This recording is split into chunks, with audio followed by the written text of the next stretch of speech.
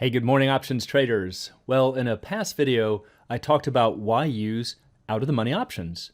And there I showed that when you buy out-of-the-money options, you're actually mathematically borrowing more than 100% of the stock's price.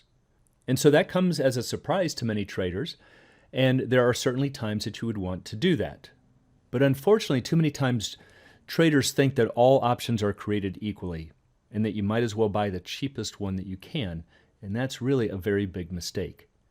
And to compound it, they can't even begin to imagine why somebody would buy an in-the-money option. Because after all, you're just paying a lot more for the option, you're putting a lot more money at risk, and if you're wrong, you've got more money to lose.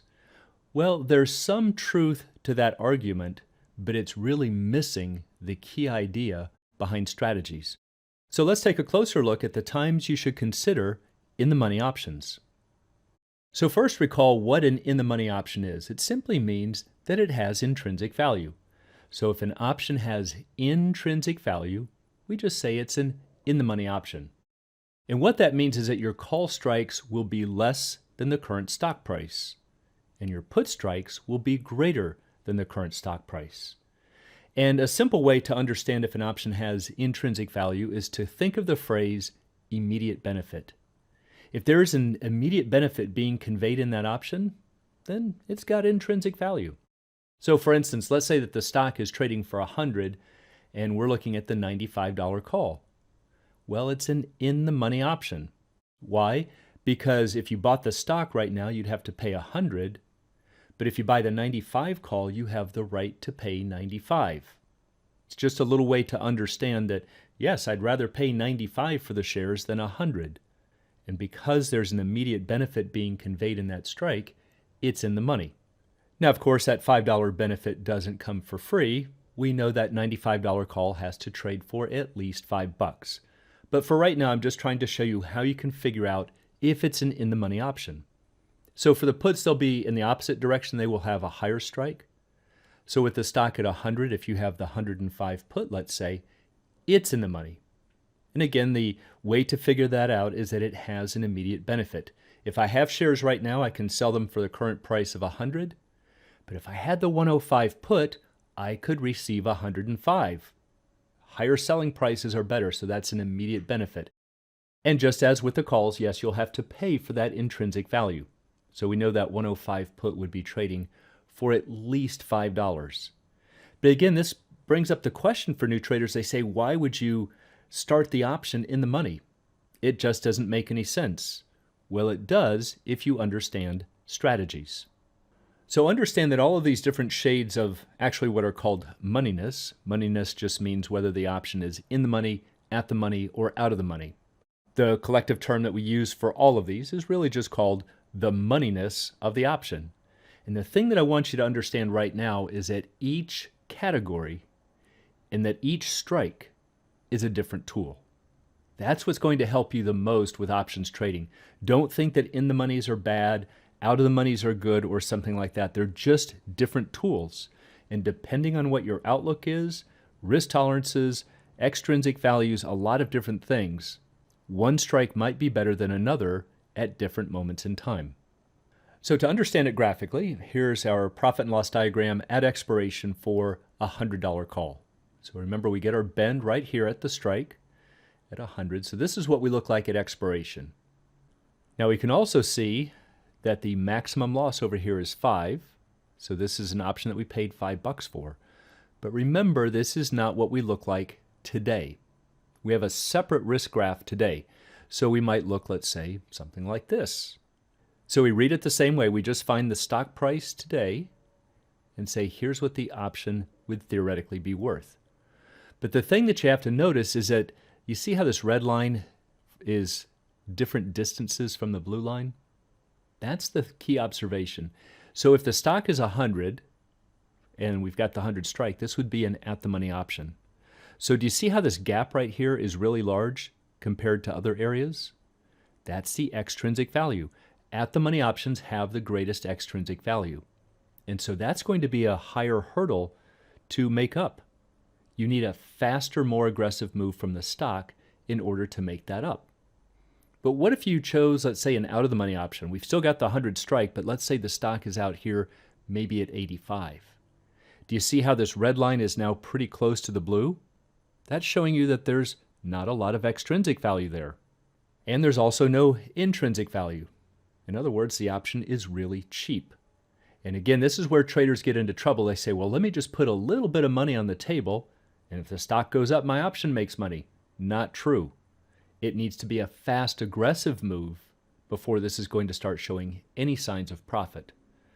But it has a very small extrinsic value.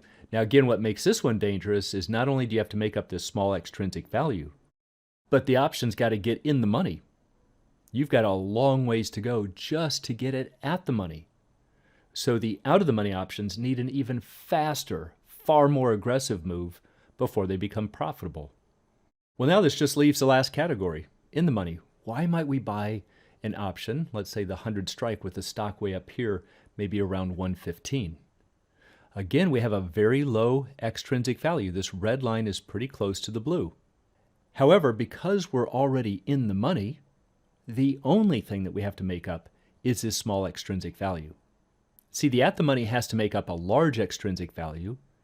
The out of the money option not only has to make up this extrinsic value, even though it might be small, it has to make up the missing intrinsic value.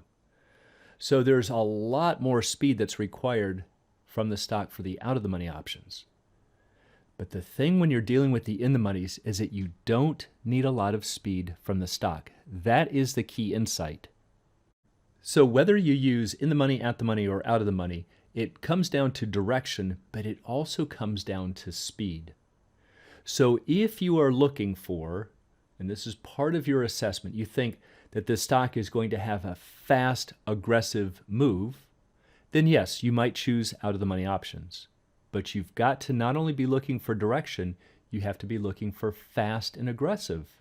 And that's a very hard thing to assess. Now, you might be looking instead for, I think it's going up fairly quickly, but yes, I'm bullish, but I think it's going to be more of a moderate move. Then you might choose an at the money. It'll be a cheaper option than the in the monies, but you don't need the stock to move as quickly. However, and this is where traders get tripped up, most of the time they come from a stock trading background and they say, well, I think the stock is going up. Let me buy a call option instead. Or they say, I think the stock is going down. Let me buy a put option instead. Those are directional plays. And nowhere in those outlooks did you ever come up with the conclusion that it was going to be fast and or aggressive. And if you're not going to assess that part, or you don't want to make a play on how quickly the stock will move, then your outlook is just directional. And in those cases, you want to stick with in the money, because that way, if you're right about the direction, you've got a much better chance of being successful. And yes, it does mean you have to put more money on the board, but you still have a better chance of success. It never ever makes sense to say, let me put the odds against me, and that way if I'm right about my assessment of the stock, I'm going to just lose money, although a smaller amount. That's definitely no way to approach the markets. So let's take a look at some examples. Here are some option prices from a pricing model. Let's say the stock is at 100 and the $100 call is trading for 4. This would be the at the money. Notice what your expiration break even is. We take the 100 strike plus the premium, or the $4 price. You need that stock to be at 104 at expiration just to break even. Well, that's a 4% move from the stock. A lot of stocks don't move that in a year. That's a fairly aggressive move. You need to take that into account. On the other hand, let's say that you look at the 110 call that might be trading for $1. So again, this is where traders get all excited and they go, oh, I can only pay $1, and that way I can only lose $1. Well, that's true, but look at your break even. At expiration, you need that stock to be 111. That's an 11% increase just to get your money back. There is a really fast, aggressive part of the outlook. And if you're not used to making that assessment, or if you're not choosing to play that portion of the strategy, then the out of the money option is not what you want. But on the other hand, let's say that you thought, well, I just think the stock is going higher, and now you looked at maybe the $90 call. Well, it might be trading for, let's say, $10 of intrinsic value and only 85 cents of extrinsic. See, I'm coughing up the $10 of intrinsic value, but that's still only 1/10 of the stock's price. And I'm paying just this additional 85 cents for extrinsic. So look what that does for my break even. The break even at expiration is 100.85. I only need that stock to rise 85 cents just to get my money back and break even. See, this is far more of a directional play. I think the stock is going higher. Notice that's not true up here for the $100 call. We need it to go higher, but we need it to be fairly aggressive. It's also not true for the 110 call here. Yes, we need it to go higher, but it's got to be fast, meaning it's got to start moving right now, and it's got to be aggressive. But that's not really true if we buy the $90 call. I just need it to move 85 cents or more between now and expiration. Now, there are other reasons why we might choose an in-the-money option, but for right now, I just want for all of our traders to understand the basic idea of using an in-the-money option. And if you've had fairly good success at predicting the stock's direction, but finding that you're still losing on the options, very common mistake, it's probably because you are assessing up or down, but you're not using the in-the-money options. So try using those, and you'll see that you'll have better success if you are correct about the stock's direction. So for anyone who'd like to learn more about the arts and science of options trading, please check out the Alpha Trader course, Strategy Lab, and a brand new technical analysis course, all at optionsatoz.com. Also, please join us on the Facebook trading group, Options A to Z, and you can find a link in the description below.